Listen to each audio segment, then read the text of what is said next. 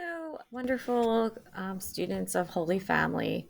I hope you're all having a wonderful week. I thought to pre-record my presentation for those who are tuning in virtually, rather than experience the hurdles in tuning in during a live session. I thought I would provide this for you so you can follow along and view what would be presented on your own. So the audio and all that would be secure for you. So tonight is our face-to-face class 4, and our vision is that you will learn more about how fluency is an integral component of reading acquisition. We will look at the characteristics of fluent readers, and I hope you are able to take some time to investigate instructional techniques. And you will learn to assess a child's fluency with a technique known as a running record. Our agenda and our guideposts are, of course, our welcome and reviewing expectations. Our content will be anchored in fluency descriptors and running records, followed by a connect and collaborate. If you are tuning in virtually, I would hope if you could. I will provide this in a discussion method, like a 3-2-1, and I will explain that in the presentation. And then we will close with a reflective tool through Google Form, which will be linked in your Canvas. So our norms and expectations for our classes are to be present in body language and practice active listening, being respectful of differing viewpoints and backgrounds, being patient and positive, and using respectful and supportive language and actions, which all set us up for a psychological, safe, and productive learning atmosphere. Our word wall, if you will, and some vocabulary, which we will be highlighting during this evening's class, is a word named prosody. So prosody is basically reading with expression, with a voice, like you're hoping that reading fluency sounds like dialogue and talking. Accuracy is what it is. It's like reading words with accuracy and exact intent of what the more orthographic structures are conveying. Miscues are mistakes. Syntax is how we organize our sentence structure. Morphology is the study of the smallest segment of language. Omission is if a child skips or inserts a new word. And then self-correction is if your reader goes back and corrects their mistake while they're reading out loud. I do like to highlight our guided reading level each time we meet, so you have an understanding of the continuum of Lexile levels, guided reading levels, and direct reading assessment levels. So these are evidence-based practices and well-known fixtures in the world of reading assessments.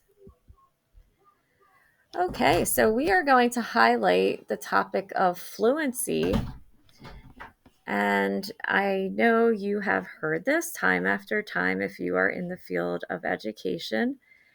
So I will define fluency as composed of 3 elements. So these are accuracy, speed, and prosody. So a student must be able to read each word accurately, He or she must also be able to read at a comfortable speed. So, not too fast, not too slow. I often say to my students, just like running, you want to run at a steady pace. Reading can mirror that analogy. Students who read at an extremely slow rate are not able to focus on the meaning of the text they read. And conversely, if you're reading too fast, similar outcomes may ensue. So, speed matters because reading too slowly or quickly interferes with comprehension. Prosody, the third element of fluency, refers to the ability to orally read in a natural manner that imitates speech, as I mentioned as I was reviewing our vocabulary. Students who read with accuracy, appropriate speed, and prosody have achieved reading fluency. Later on in the presentation, we'll highlight again the reading rope, which is based upon the science of reading. So our goal is to have a skilled reader, and fluency is part of that.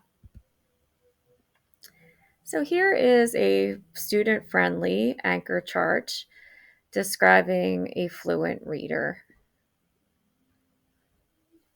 for accuracy and maybe a kid-friendly way. You want to read words correctly. Expression is read smoothly, not like a robot.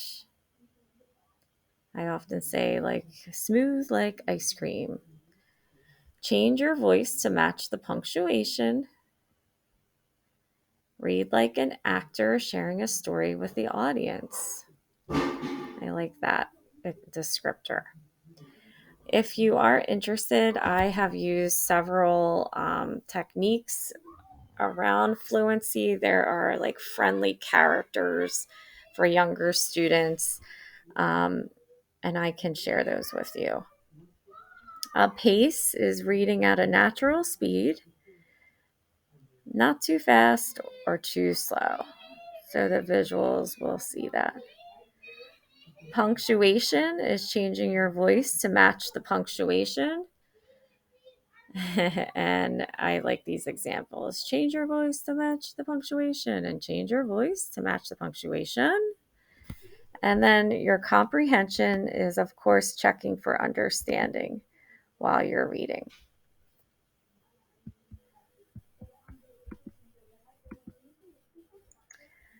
So, instructional methods, I will post this link to this video since there is oftentimes we're limited in audio when I'm recording for some reason.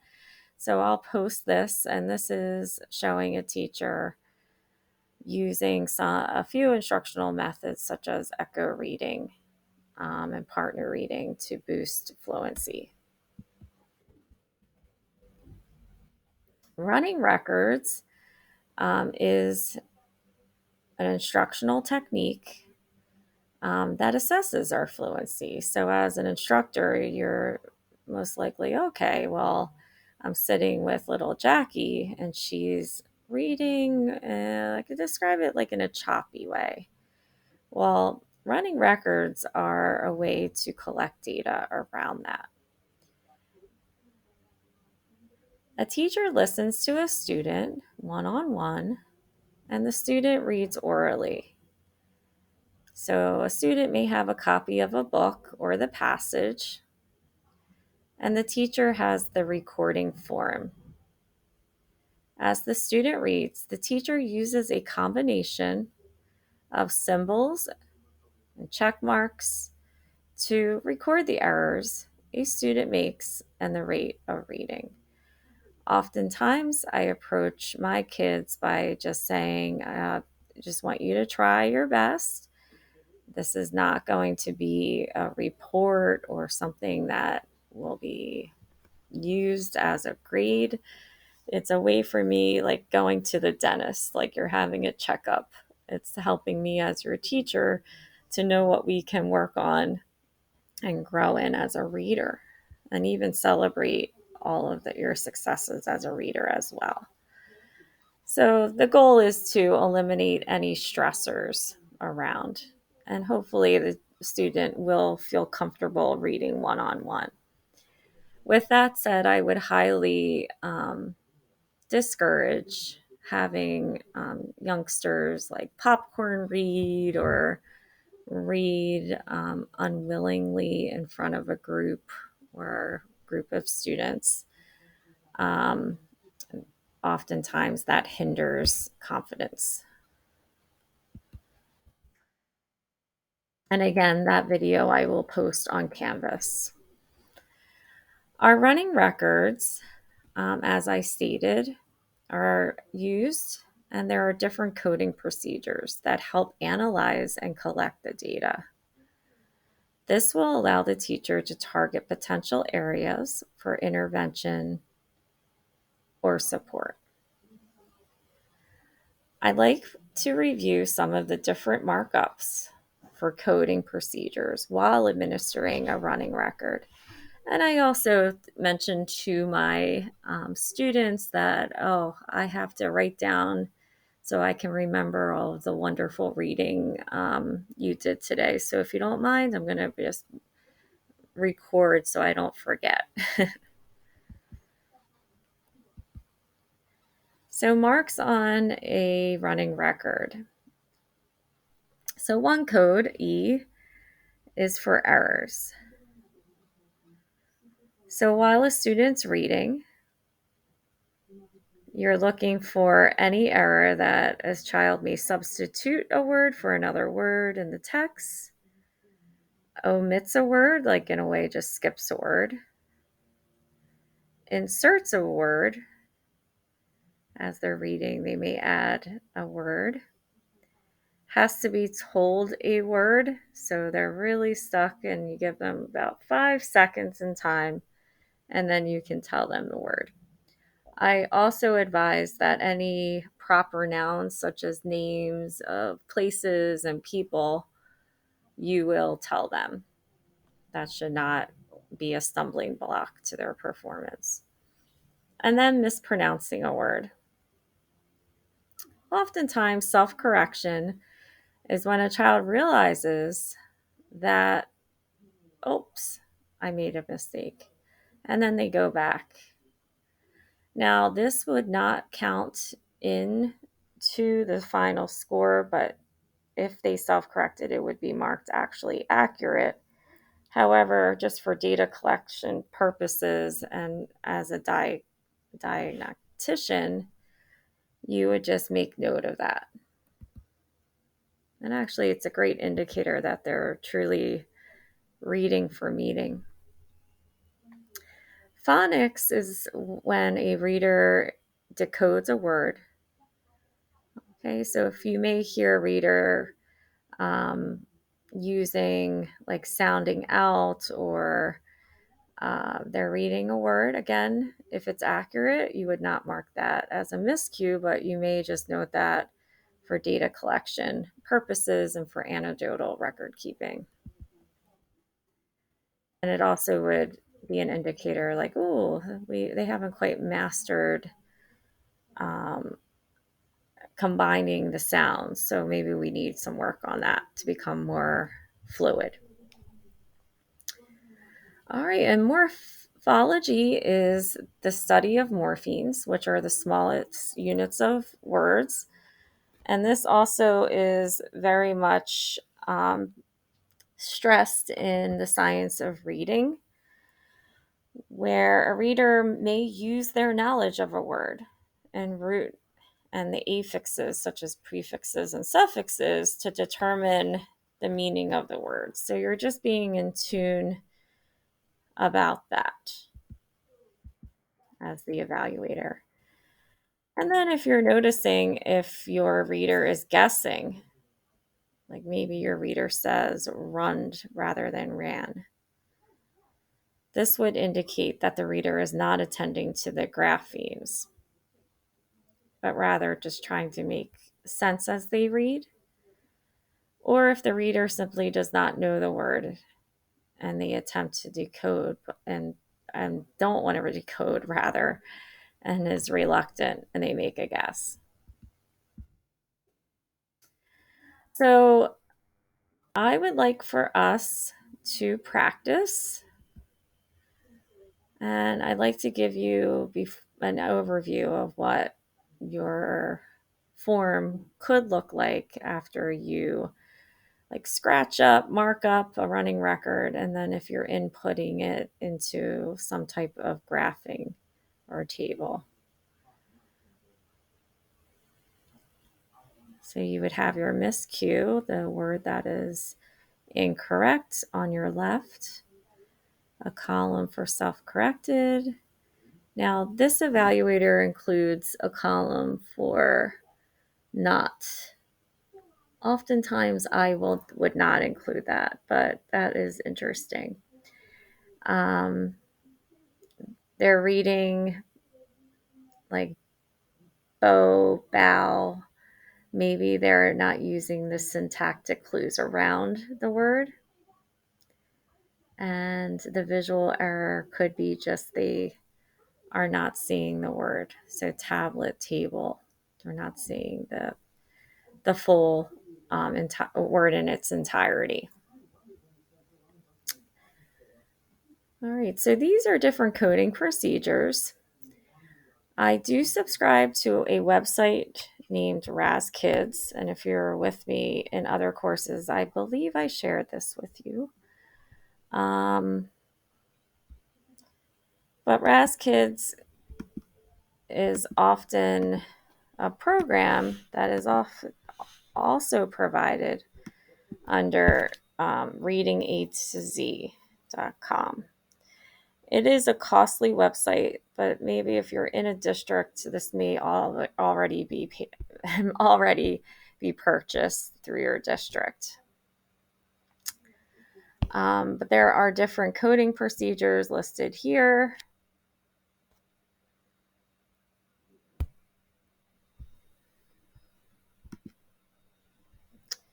And then RazKids is a digital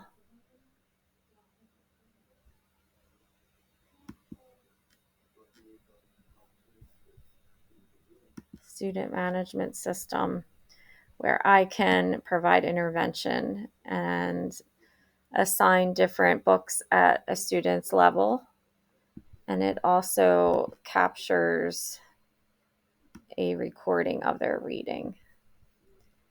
I'm not sure if this will play for you, but to give you an idea, if I hit play,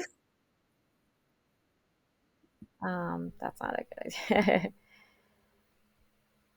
Here we go.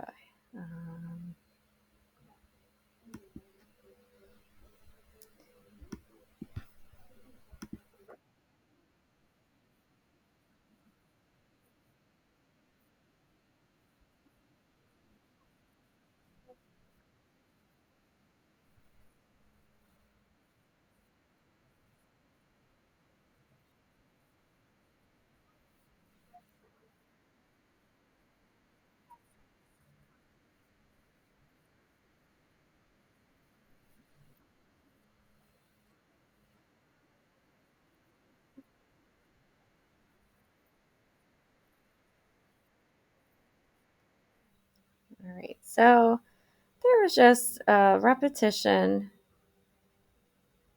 but there's also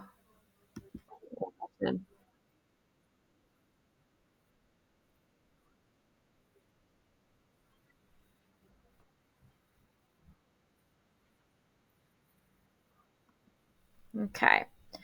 Hopefully you were able to hear that, but in our live session, I'll play this again.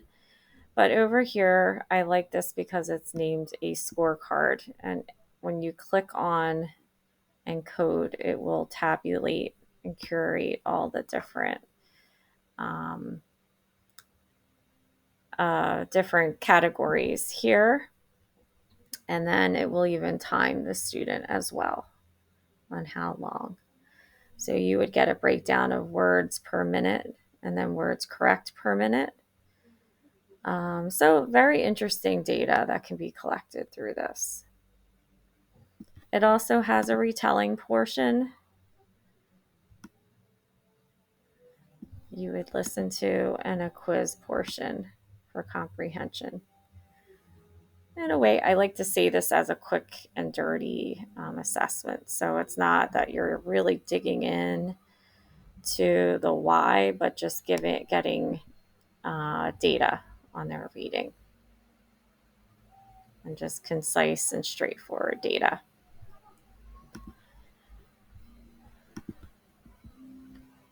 Now, with that said, I prepared for you artifacts and a booklet, and I will go over a sample that I actually took of one of my students today, my markups, and I would like for you to actually analyze that and see what can be done for that student. Like, are there any common themes that emerge, or is the student struggling with decoding, word accuracy, all of the above, etc. I also would like for you, if you're struggling to find running records, you can use the booklet as a means to collect data on your respective student. So I hope you like it, and you can maybe use it as a reference tool for future application. So, our connect and collaborate portion, I would like for you to read the article, which is accessible on your Canvas shell. With your partner, I'd like you to include 3 facts related to the article after reading, 2 surprises from the article, and 1 wonder about the article. So, the science of reading brings us back to the 2 very critical, like the 2 larger domains of reading: the language comprehension and the word recognition. Both are conjoined to weave together to become a skilled reader. So basically, you're assessing kind of on the surface level, if you will, um, someone's reading abilities. And then if they're struggling, you can track back through the reading rope to really target and truly target, like, what areas of reading he or she may be struggling with. I'd like you to take one of your vocabulary words I shared with you and set up your paper as a Freyer model. And I'd like you to complete a Freyer model related to a term from our presentation.